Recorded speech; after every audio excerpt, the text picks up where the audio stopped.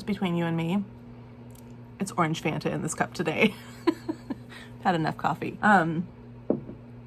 As I put my phone, which I record on, onto the tripod today, I learned that if the power and the lower volume buttons are pushed at the same time for an extended period of time, that emergency services will be called. Thus starts our March TBR. Okay, so March. There are a couple things that I want to dip my toe into for March. There is Herstory, the Herstory-athon, that is fairly new. I think this is maybe its third year. It's led by a few people, but the person who I follow on Bookstagram and BookTube that is part of it is Coiny Reads. And so if you would like to check that out, check out the announcement video, I'll put that down below. They've got a bingo board with prompts, and I am not gonna attempt to complete all of the prompts, but I do have some books that I think will fulfill some of the prompts naturally, so I will apply them to the bingo board. And then of course there is March Mystery Madness, which I'm really just giving a nod to this year, not really participating in March Mystery Madness this year, but a few of the books that I'm reading do have a mystery element, and so that's my nod. And then, of course, there is Middle Grade March, which I keep looking this direction because there's an Empire State Building of middle grade books that I'm hoping to read this month. But before we get into all of that, I, of course, first have a stack of these will definitely be read books. And then I also have a stack of I would really like to read these books. So maybe emergency services was called to try and save me from myself, or save me when this stack falls over on top of me, because I think it's easy to say there are like 40 books on this stack. And I'm good, but I'm not that good. Call this what you will, TBR, pile of possibilities. Doesn't matter to me. It's always just a bunch of suggestions, always aspirational for me. Bean's Book Bash pick for the month of March is Death and Mr. Pickwick, a novel by Stephen Jarvis. This is a book that I picked up a while ago on the recommendation of Katie from Books and Things. And I picked it up, and then I was in the midst of reading all of Dickens. And that project took me 1.5 years to read all of Dickens. I absolutely fell in love with Dickens, and I had this on my shelf and haven't picked it up, but I knew I wanted to wait until I'd finished reading all of Dickens, although I don't think it deals with anything else but Pickwick. So I'm finally going to read this. Beautiful pictures on the inside. It says, Death and Mr. Pickwick is a vast, richly imagined Dickensian work about the rough and tumble world that produced an author who defined an age. As Charles Dickens did in his immortal novels, Stephen Jarvis has spun a tale of preposterous characters, shaggy dog stories, improbable reversals, skullduggery, betrayal, and valor. All true and all brilliantly brought to life in this unput-downable book. Now, I think it has something to do, I haven't finished reading it, but I'm not going to read the rest of the inside cover, but I think that this is about Dickens and mainly about maybe the man who drew the pictures for Dickens' first serial. I'm not sure, but anything Dickensian is good in my book. So, my classic for this month, I've been having so much fun with these classics. This month is Gilgamesh, and I went with the Stephen Mitchell translation. So Gilgamesh is considered one of the masterpieces of world literature, but until now there has not been a version that is a superlative literary text in its own right. Acclaimed by critics and scholars, Stephen Mitchell's version allows us to enter an ancient masterpiece as if for the first time. I mean, it is my first time. And to see how startlingly beautiful, intelligent, and alive it is. It's an epic. I think it's a poem. Yeah, it's an epic poem. And I've never read it, and I don't know the story. And that's my classic for the month. My Sophie Kinsella reread this time I picked I've Got Your Number. This is the one that really solidified my love of Sophie Kinsella. I read this one and I thought, the first time I read it, and I thought, okay, she is a favorite. She's an absolute favorite. I don't remember much about this story except that there's a mix-up with phones or phone numbers, and there is hilarity around a Scrabble game. That's all I remember. So I'm excited to reread this one. I've only read it the one time. I have a couple of classics I'd like to reread. I'm just feeling them right now, so I've added them. I want to reread two little ones. They're both small. I want to reread both Agnes Grey, and I would like to do a reread of Persuasion. My Jennifer Brooks book for this month is going to be Once Upon a Broken Heart by Stephanie Garber. This is a series I never thought that I would pick up. It just didn't appeal to me at all. I am curious about it. I ordered this copy because I hate the American cover, and I read the first 7 pages just to see what it felt like, and I was actually pretty into it. So this could be a huge win for me that Jennifer Brooks brought into my life. And then let me just check here. Okay, book of the month. I don't know what my book of the month will be. It's too early. They haven't put out the March options yet, so I'll have a book of the month. But also, it's book of the year finalist season, and so if you're a BFF with book of the month, you get to get a free finalist. So I do know one of the things I will be getting from book of the month and reading in the month of March, and that is Shark Heart, a love story by, I can't read it on my computer, by Emily something. I just have the picture in front of me and it's very small. So Shark Heart, a love story by Emily something. You can see it because I'll put the picture up here. And I've been curious about that one. I try when I get book of the month choices to get books that I think are probably rereadable for me. Like if I love them, they'll be books that I'll want to reread. So I pick pretty carefully and strategically, and Shark Heart didn't make the cut because it's supposed to be non-traditional in the way that it's written and the way the story is told, maybe a little experimental, and that doesn't always backtrack. That rarely works for me, but I'm super curious about the story itself.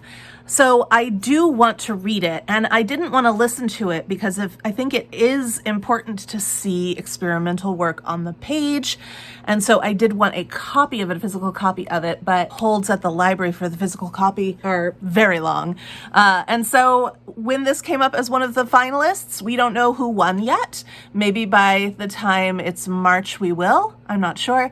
But as far as like being able to choose one of the finalists as a BFF, to get a free copy, I'm going to get Shark Heart, a love story.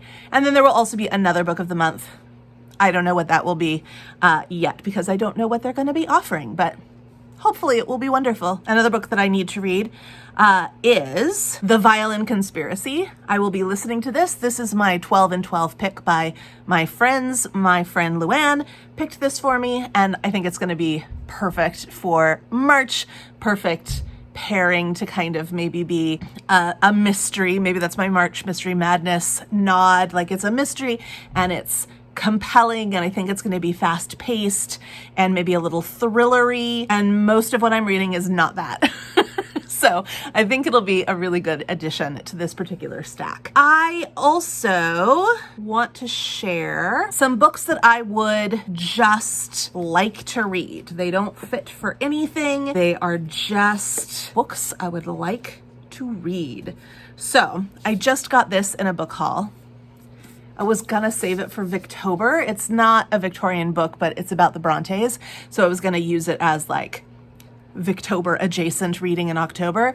There's no way I'm going to wait till October. So things like this are like the pretty cookie or the pretty cake you see at the bakery. And when you buy it, you're buying it because it looks like something you want. And when you bite into it, it could easily either be so delicious or yucky. And whenever I see something with the Brontes at all involved, I have to get it. I have to try it. And a lot of the time, it's not what I want it to be. So I've picked up HalfLife of a Stolen Sister, a novel of the Brontes by Rachel Cantor, knowing full well that I could walk away loving this, or I could DNF it faster than you can say DNF. So we will see how it goes. It says, how did sisters Emily, Charlotte, and Anne write literary landmarks Jane Eyre, Wuthering Heights, and Agnes Grey? See, I'm already annoyed by that question. What in their lives and circumstances, in the choices they made, and in their close but complex relationships with one another, made such greatness possible? In her new novel, Rachel Cantor melds biographical fact with unruly invention to illuminate the siblings' genius, their bonds of love and duty, periods of furious creativity, and the ongoing tolls of illness, isolation, and loss. As it tells the story of the Brontes, HalfLife of a Stolen Sister itself perpetually transforms and renews its own style and methods, sometimes hewing close to the facts of the Bronte lives as we know them or think we know them. Red flag, red flag. And at others, radically reimagining the siblings, moving them into new time periods and possibilities. See, that part compels me. Chapter by chapter, the novel brings together diaries, letters, home movies, television and radio interviews, deathbed monologues, and fragments from the sprawling, invented worlds of the siblings' childhood. As it does so, a kaleidoscopic portrait emerges, giving us, with startling intensity and invention, new ways of seeing and reading the sisters who would create some of the supreme works of literature of all time. I'm scared and I can't look away. I'm doing one of these. So that's 2 experimental works of fiction on my stack for this month, and I've already established it doesn't usually work for me, so we'll see how it goes. I really want to read After Anne, which is a fictionalized account of Lucy Maud Montgomery's life. I think it is going to be, well, I know, if it's at all truthful, it's going to be sad. But I'm really excited because I haven't read anything like this. I've read a couple of biographies about her, and I have enjoyed her work for such a long time, and there's not a whole lot written about her. The back says, as a young woman, Lucy Maud had big dreams bigger than the whole of Prince Edward Island. Her exuberant spirit had always drawn frowns from her grandmother and their neighbors, but she knew she was meant to create, to capture, and share the way she saw the world, and the young girl in Maud's mind became more and more persistent. Here is my story, she said. Here is how my name should be spelled, Anne with an E. But the day Maud writes the first lines of Anne of Green Gables, she gets a visit from the handsome new minister in town and soon faces a decision: forge her own path as a spinster authoress or live as a rural minister's wife, an existence she once called a synonym for respectable slavery. The choice she makes alters the course of her life. With a husband whose religious mania threatens her health and happiness at every turn, the secret darkness that Maud herself holds inside threatens to break through the persona she shows the world, driving an ever-widening wedge between her public face and private self, and putting her on a path toward a heartbreaking end. Beautiful and moving, After Anne reveals Maud's hidden personal challenges while celebrating what was timeless about her life and art, the importance of tenacity and the peaceful refuge found in imagination. Very excited to read this. Very excited. There's a couple of lighthearted reads I want to read. I want to read The Impulse Purchase by Veronica Henry. The 2 words on the front cover to describe it are joyful and exquisite, and I need not know more, but maybe you do, so let's read the back. It says, sometimes you have to let your heart rule your head. Cherry, Maggie, and Rose are mother, daughter, and granddaughter, each with their own hopes, dreams, and even sorrows. They have always been close, so when Cherry buys a gorgeous rundown pub in the village she grew up in, it soon becomes a family affair. All 3 women uproot themselves and move to Rushbrook, deep in the heart of Somerset, to take over the Swan and restore it to its former glory. Cherry is at the helm, Maggie is in charge of the kitchen, and Rose tends the picturesque garden that leads down to the river. Before long, the locals are delighted to find the beating heart of the village is back, bringing all kinds of surprises through the door. So, that sounds wonderful. And then I've got Jill Manziel, Head Over Heels. I like to read a Jill Manziel every now and again. She's kind of like a Sophie Kinsella type author, kind of like a Catherine Sinter type author, whose books I adore and will read again and again and again. And once I read one, I kind of want just more and more and more. Whereas with Jill Manziel, I will pick one up, absolutely love it, and then not want to pick another one up for a year, 2 years, 3 years. I'm not sure what it is, but I do really enjoy them when I do finally pick them up. So I got Head Over Heels. This one says that it's witty and warm. Welcome to Jill Manziel's wonderful world. 1, an unexpected reunion between 2 former lovers changes both their families forever. 2, old friendships fade and new ones blossom as neighbors begin to see one another in a new light. 3, a young woman finally asks for what she really wants. A young man atones for bad behavior, and both find the courage. That courage brings its own rewards, plus surprises, companionship, crossed wires, and self-discovery, and a story that will leave you completely satisfied and begging for more. Like, how could they tell us less about a story? But I do know that I do enjoy Jill Manziel, and I will enjoy this one. And then also, wow, I loved, this isn't a wrap-up, but I loved, what is it called? My Wild Highland Home. A Wild Highland Home by Alexandra Rake. And I realized as I finished that book that it was part of a trilogy. And I couldn't imagine how the story would continue. So I just sight unseen, synopsis unread, put an order in for 2 used copies, one of each of the next 2 books. And they both arrived, and I realized that they are companion novels, not necessarily like a traditional trilogy. So I am excited to read the second in that series of companion novels by Alexandra Rafe. It's called Belonging.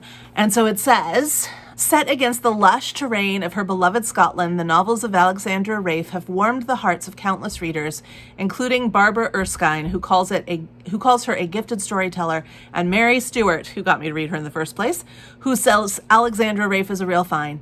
Now this acclaimed author presents her newest, most compelling story, a tale of new beginnings and timeless questions of the heart. So it's about this woman named Rebecca Urquhart, who runs away from her life in Edinburgh and goes to a beloved, cherished family home named Ardlonach. Not Scottish. Sorry if I said that wrong. Steps into the role she's good at, supporting a friend, whipping a chaotic business back into shape, and being a take charge woman and all around problem solver. Now, these are from the late 80s, early 90s. They are a little bit outdated in some ways, but Alexandra Rafe's writing of the Scottish countryside, culture, demeanor, everything is just so engaging. You just dive right into it. I loved the Highland Home one, the one I just read. I loved it so much, not because the woman isn't incredibly outdated, like she's a 90s woman, but that is not a 2024 woman, because of the house, really. Like, and it's the way she tells the story of the kindness of the people in the town. And this is not a wrap up, but she writes the setting and the side characters so well. Some books that I would like to read for Herstory. I do have this as a pre-order. I've had it pre-ordered since, I don't know when. I think probably September of last year. I've been waiting for it to arrive. It's arriving later this month. I will have a physical copy of it. It is Philippa Gregory's Normal Women. This is a non-fiction book about women in history, but not famous women in history, just your average normal women, mostly from England, mostly between the 17 and 1800s, I think, maybe the 16 to 1800s. And it is just a social history of women, normal women, just like it says on the cover. And it is written by Philippa Gregory. And I am going to use this for the herstory prompt of underrepresented. I would like to read my copy of, it is a chunker, but I would like to read my copy of The Song of Bernadette, a novel by Franz Werfel. I had no idea this was a novel. I saw the movie when I was a teenager, and I absolutely loved the movie and the story both. Bernadette became a little bit of an obsession for me. I was so interested in her. And then I find out as an adult, just last year, I found out for the very first time, this was actually a book written by a man who had escaped the Holocaust. And writing this book is somehow related to his escape from the Holocaust. I'm not sure. I'm excited to read the introduction after I read the book. But this is the story of Bernadette, who saw Mary. She said it was the Immaculate Conception. Saw Mary in, I think, Lourdes, France, Lourdes, France, and became a nun while she was gathering wood or something. I am very excited to read this story. And then I do have a copy of the DVD of the movie, the old black and white movie, and I would like to rewatch that. It fits I'm using it to fit the prompt of early achiever and different country. So it's doing 2 prompts. So it takes place in France, and she was quite young when she saw Mary and became a nun and a saint. And the water heals people that's in the grotto that she finds. Mary leads her to this grotto, and she finds water that can heal people, but it doesn't heal her, or she doesn't use it to heal herself. And she dies of what people say is a very painful disease. I think it was maybe like a leukemia, or maybe like a leukemia of the bones, something like that. So I'm just very excited to read it, and I had no idea it was a book, and I'm sure the book is just gonna be glorious. And then I'll rewatch the movie. I recently hauled this. I recently picked this up from Book Outlet, but I had my eye on it for several years. When did it come out? Oh, maybe just 1 year. I've been wanting to read it ever since it got on my radar, and I think that was early last year, but that feels like several years ago, and I think that's fair. So this is a biography of Phyllis Wheatley.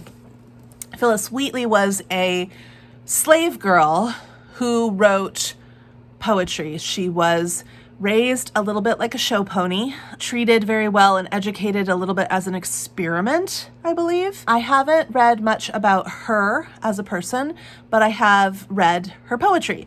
And I'm super curious, and I have been super curious. When I saw that this new biography was coming out, I put it on my radar, but I didn't purchase it. And then there it was on Book Outlet.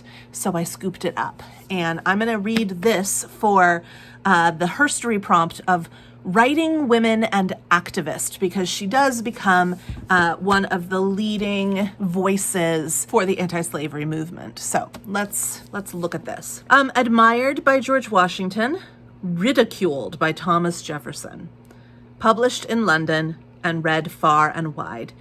Phyllis Wheatley led one of the most extraordinary American lives. Seized in West Africa and forced into slavery as a child, she was sold to a merchant family in Boston, where she became a noted poet at a young age.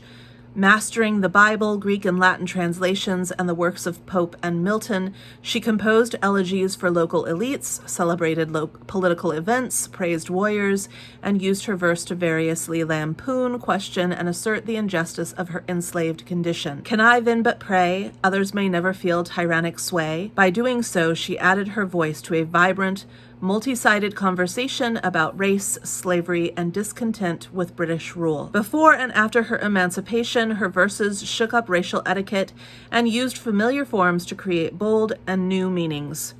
She demonstrated a complex but crucial fact of the times, that the American Revolution both strengthened and limited Black slavery.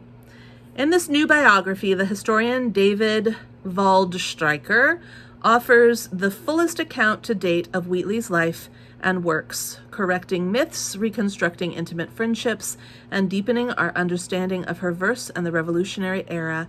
Throughout the Odyssey of Phyllis Wheatley, he demonstrates the continued vitality and resonance of a woman who wrote in a founding gesture of American literature, "Thy power, O liberty, makes strong the weak, and wondrous instinct Ethiopians speak." The Odyssey of Phyllis Wheatley for the writing women and activist prompt. Also, I think for Herstory-athon, you're supposed to use nonfiction, but I have this as a pre-order coming. It's not coming until March. It's coming in the middle of March, so I'll read at the end, but I know from experience that I read these books in one go. I sit down and I read the whole thing start to finish, and I love it. And so that is what I'm sure I will do with this one. And I'm going to count it for the multiple generations prompt, even though it is fiction. And that book is The Good, the Bad, and the Aunties. I love this series by Jessie Sutanto, and I thought that there were only 2 in the series. I thought it was a duology. And so when I realized that there was going to be a 3rd book in this series, it was just such a huge gift. I'm so excited. I love the Auntie series. It's silly. It is ridiculous. It is completely unbelievable. it is like I Love Lucy on steroids, and I'm there for it. So I'm super excited to read this, and I'm going to count it for the Herstory-athon prompt of multiple generations. Now, all the rest of the books that I have to share today are, and there are a lot, middle grade March books, but a lot of them are super, super short. So short, and I'm really excited about all of them. I've tried to whittle this down so many times, and it is impossible. I'm gonna first share 2 that I want to listen to.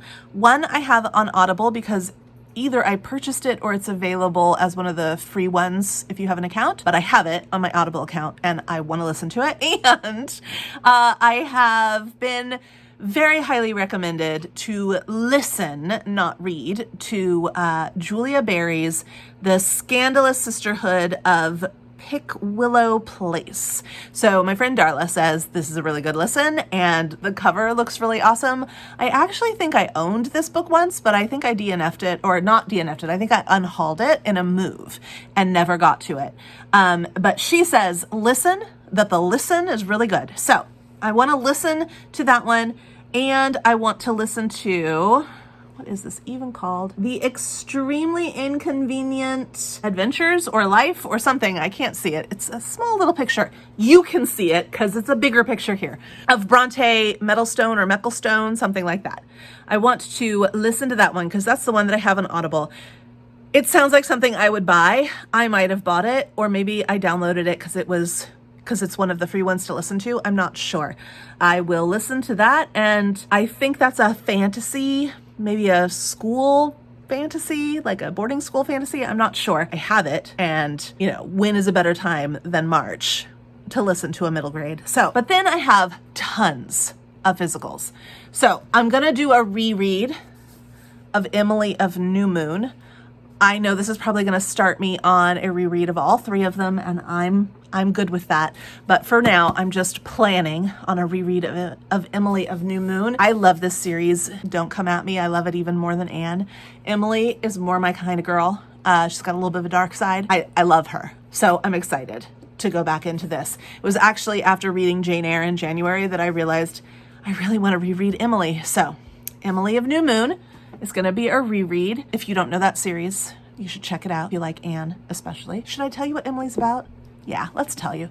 So it says, 10-year-old Emily Starr, with 2 R's, 10-year-old Emily Starr never knew what it was to be lonely until her beloved father died. Now Emily's an orphan, and her snobbish relatives are taking her to live with them in New Moon Farm. She feels like a very small child left all alone in a big and empty world, but she vows to hold her head up high and make the best of her situation. Things slowly begin to change for the better when Emily makes some new friends, including the future artist Teddy Kent, Perry Miller from humble Stovepipe Town, and above all, Ilsa Burnley, a tomboy with a blazing temper. Together, these three friends give budding author Emily the incentive to write and the material to write about. And soon, with the gruff but honest encouragement of her teacher, Mr. Carpenter, and the secret supply of writing notebooks from her cousin Jimmy, she finds herself well on the way to a life of literary creation. Touching Spirit Bear by Ben Michelson. Can a mythical bear help a boy beyond human reach? Whatever you do to the animals, you do to yourself. Remember that. At 15, Cole Matthews has been fighting and stealing for years. The punishment for smashing Peter Driscoll's skull into the sidewalk, his most recent crime, is harsh. This time, Cole will have to choose between prison and Native American Circle justice. He will live either behind bars or in isolation for 1 year. Cole chooses Circle Justice, but in the first days of his banishment to a remote Alaskan island, he is mauled by a mysterious white bear and nearly dies.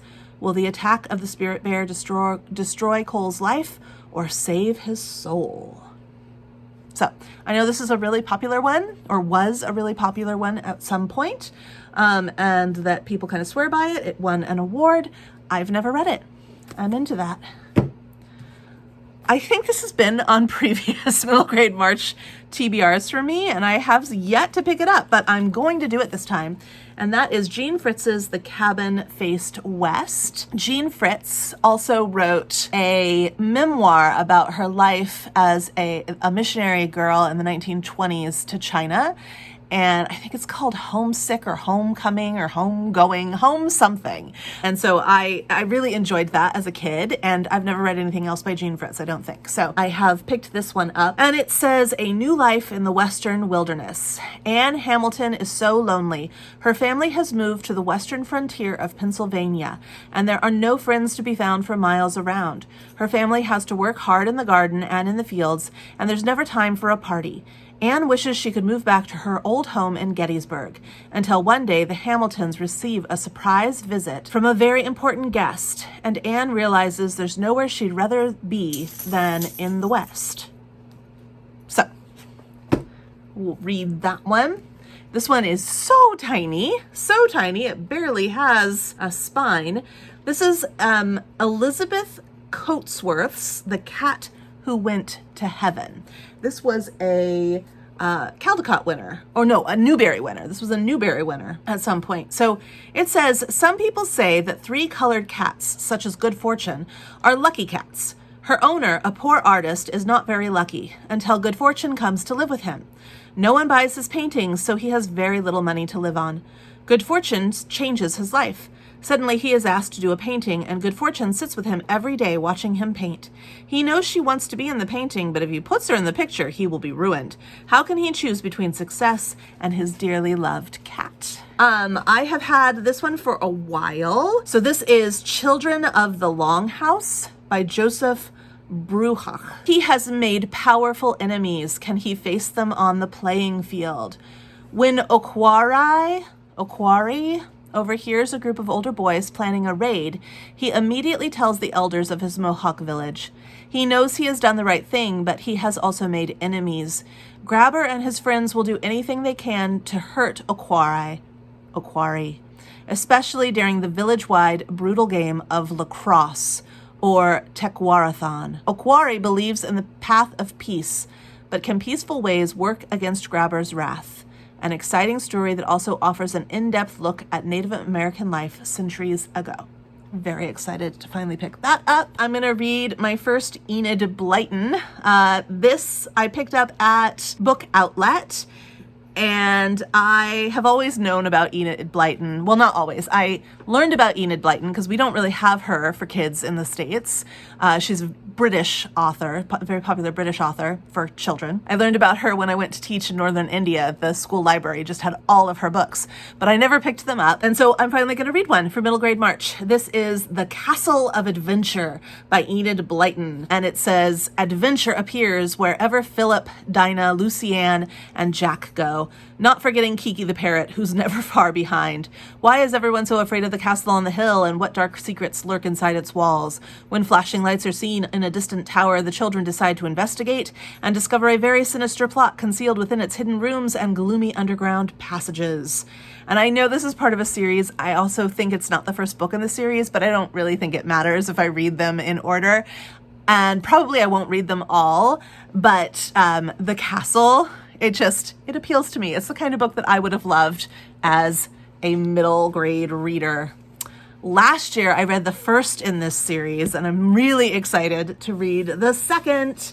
I read the first last year in the Incorrigible Children of Ashton Place, and this, I think that was The Mysterious Howling. And this year, I'm going to read the second in the series by Mary Rose Wood, which is The Hidden Gallery. I haven't read the synopsis for this, and I'm not going to, but the series is about 3 children that were raised by wolves and the governess who teaches them how to be their human selves. And it is just the most darling thing. I'm very excited to read the second book, and yeah, been looking forward to it all year. This I also picked up at Book Outlet because I did not even know it existed. I had no idea. And this author's 3 other books by this author are 3 of my favorite middle grade books. This author has written Little Lord Fauntleroy and The Little Princess and Secret Garden. This author is none other than Frances Hodgson Burnett, and she also wrote this chunky monkey, The Lost Prince. Never even heard of this book. I have never heard of it. And I saw it, and there's all the other 3 that I love. I saw it and I was like, okay, I have to read that. It says 12-year-old Marco Lauriston has spent his life moving from place to place with his father, Stefan. But one day he learns the secret that his father has been hiding, the heir to the throne of their home country of Samavia, which has been in turmoil ever since the king was overthrown 500 years ago. 500 years, that's a long time to be in turmoil, is ready to reclaim the throne and restore peace to the country. And Stefan knows the identity of this lost prince. But for the prince to take back the kingdom, he'll have to spread the word to his supporters. And to do that, they'll need a messenger who can avoid drawing unwanted attention. Someone like a young boy. With the help of a friend he meets in London, Marco is tasked with traveling across Europe to share the news, preparing the way for the lost prince to return in this classic children's novel from Frances Hodgson Burnett. The Lost Prince. Who knew? I am very excited. I teach Macbeth every year, and when I was a kid, I read a lot of Carolyn B. Cooney, but I never read this one, and when I saw it on Better World Books, I can't get the sticker off without ruining the spine, but when I saw it on Better World Books, I grabbed it. In my birthday book haul back in December, I shared this for the first time. I am really excited to read this. There's nothing on the back. It's a really beautiful book. I wish I could get the sticker off without tearing anything else off.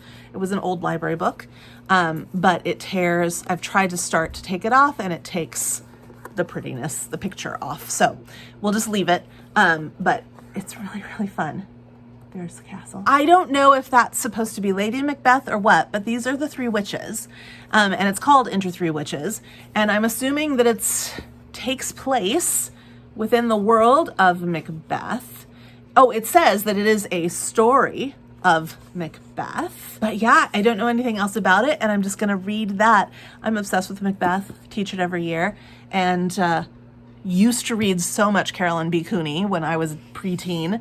So very excited on many counts for that one. Finally, going to finish a series, middle grade series that I started last year and intended to finish last year, but then just really needed a break from.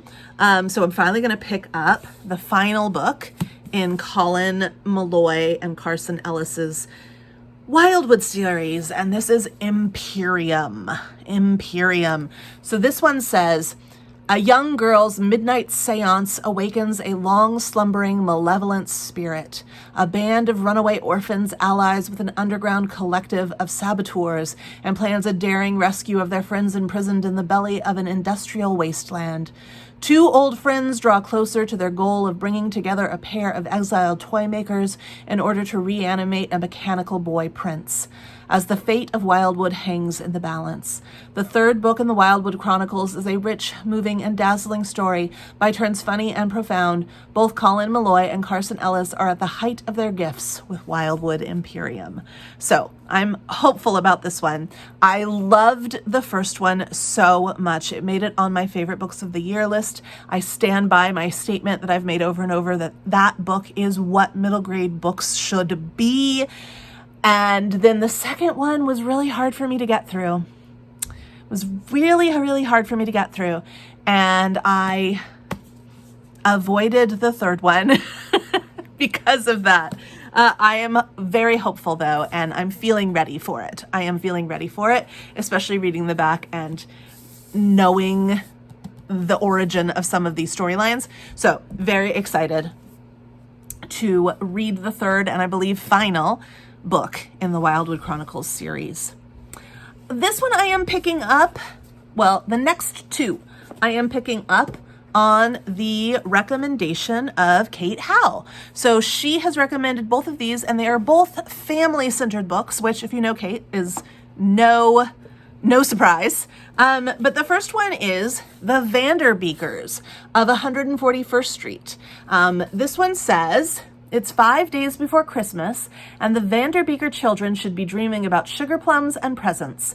But when their curmudgeonly landlord mysteriously refuses to renew their lease, the 5 siblings must find a way to change his mind before New Year's. All they have to do is show him how wonderful they are, right? But as every well-intentioned plan goes comically awry, what the Vander Beakers ultimately need is a Christmas miracle. Funny, heartfelt, and as lively as any street in Harlem, this cozy family novel is about the connections we make and the unexpected twists and turns life can take. So this is the first in a series, and I think I'm going to love it, and I think I'm going to have to read the second in the series next year for middle grade March, but for right now, we're going to start at the very beginning. It's a very good place to start. We're going to read the first book in the Vander Beakers family series. I didn't realize that it was set at Christmas. I don't mind. I don't mind that it's set at Christmas. Normally I would, but I don't mind for middle grade books. Kate Howe just says this is delightful, delightful, delightful. So I am really looking forward to reading that one.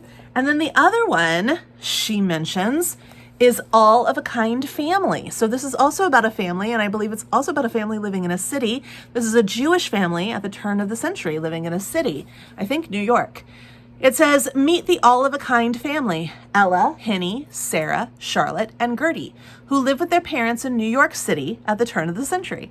They share adventures that find them searching for hidden buttons while dusting Mama's front parlor and visiting with the peddlers in Papa's shop on rainy days.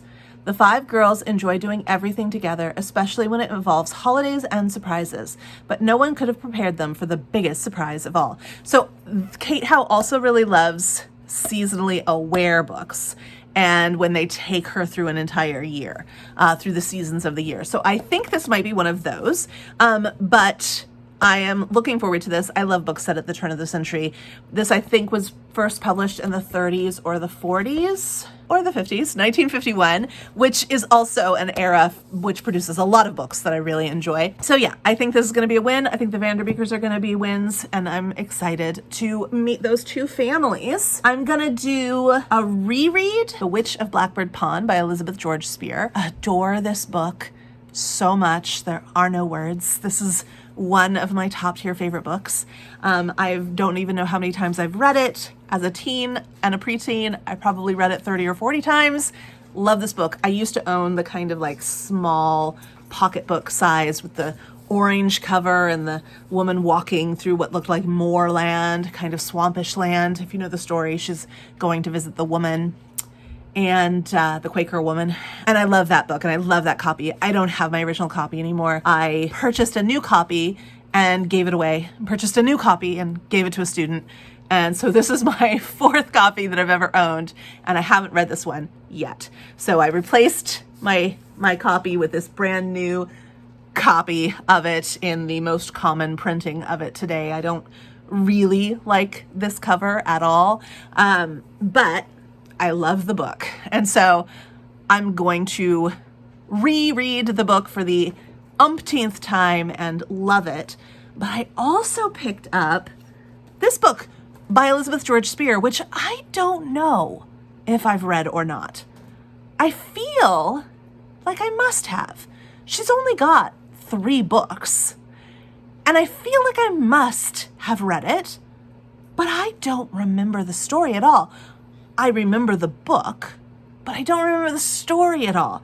So I picked it up as well. And as I read it, I may realize, oh, this is definitely a reread, or I may realize this is a treasure I have never read before. So, this doesn't tell us anything about it on the back.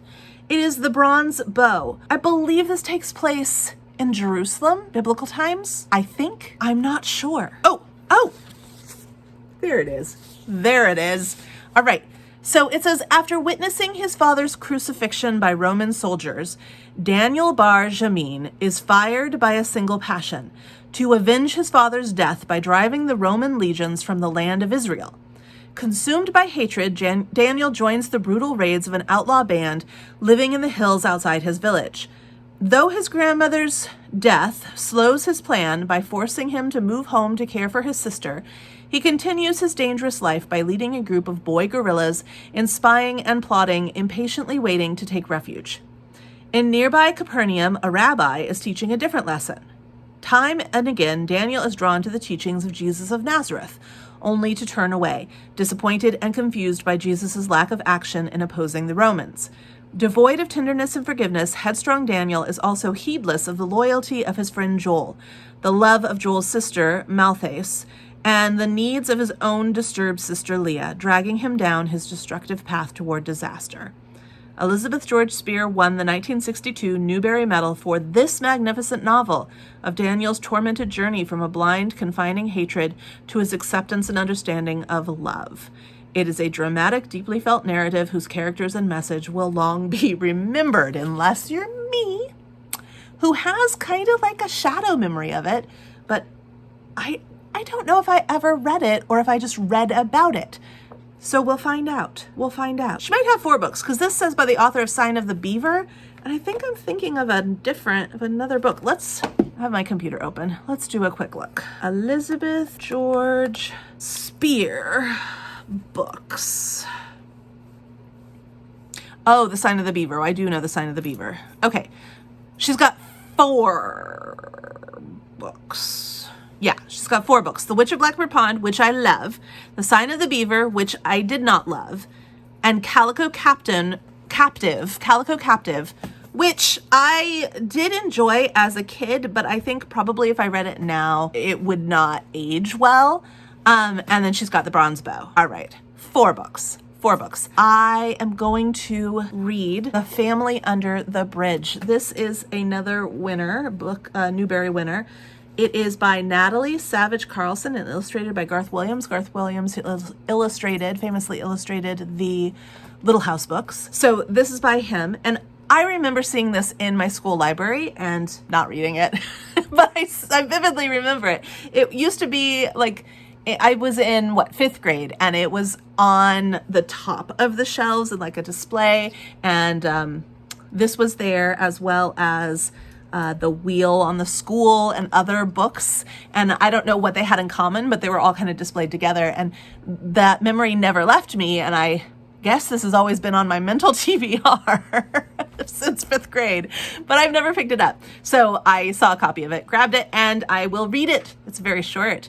It says that it is a heartwarming and memorable Newbery Honor-winning book about finding family in the unlikeliest places. Armand, an old man living on the streets of Paris, is happy with his carefree existence, begging and doing odd jobs to keep himself warm and fed.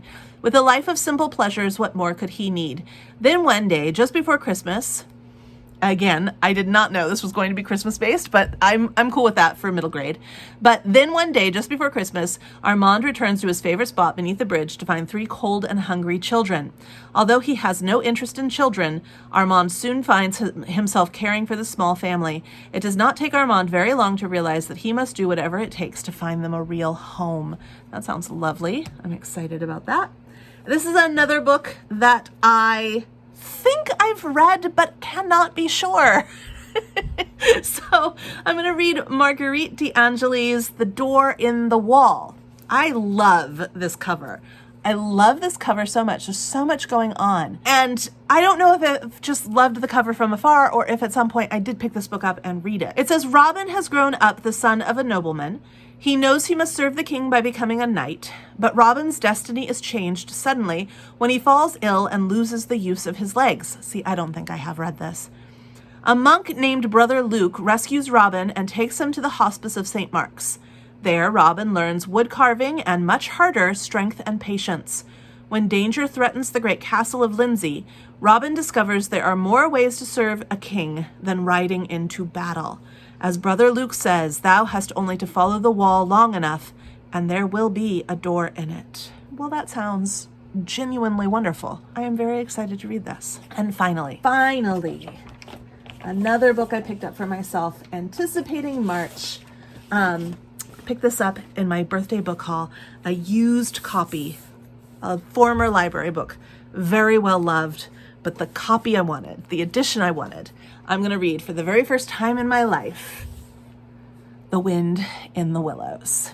Recommended by so many people, Kate Howe, so many people.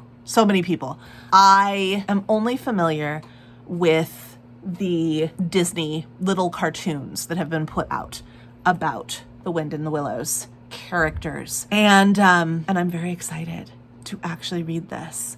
I read a little bit about the author. I think he had a very sad life, but I'm super excited about this. And I specifically wanted this edition because it has color illustrations. But as you can see, it has been very well loved. It is literally falling apart. So I will have to be very gentle and careful with it.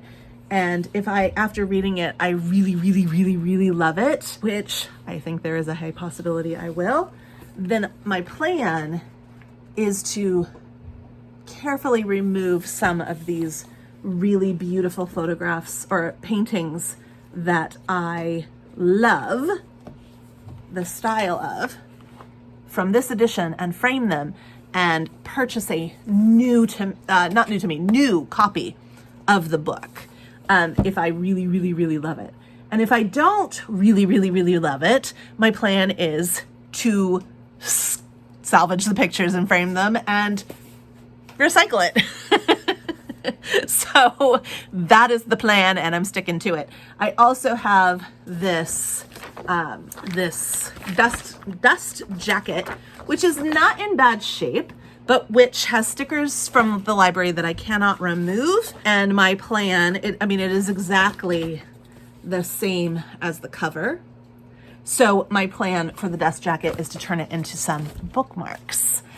So I'm very excited about all the things that Wind of the Willows is going to bring into my life. I think I'm going to love the story very much. Those are the 2.5 million books I would like to read in the month of March. Thank you for watching me. Have you been inspired by any of these books for Herstory-athon or for middle grade March? Let me know. Lola, come on. Oh, good girl. Okay, I know you want a Lola sighting. There's Lola. Hi, Lola. Yes. All right, there's your Lola sightings. We'll see you later. Bye. I forgot to say, let's go read.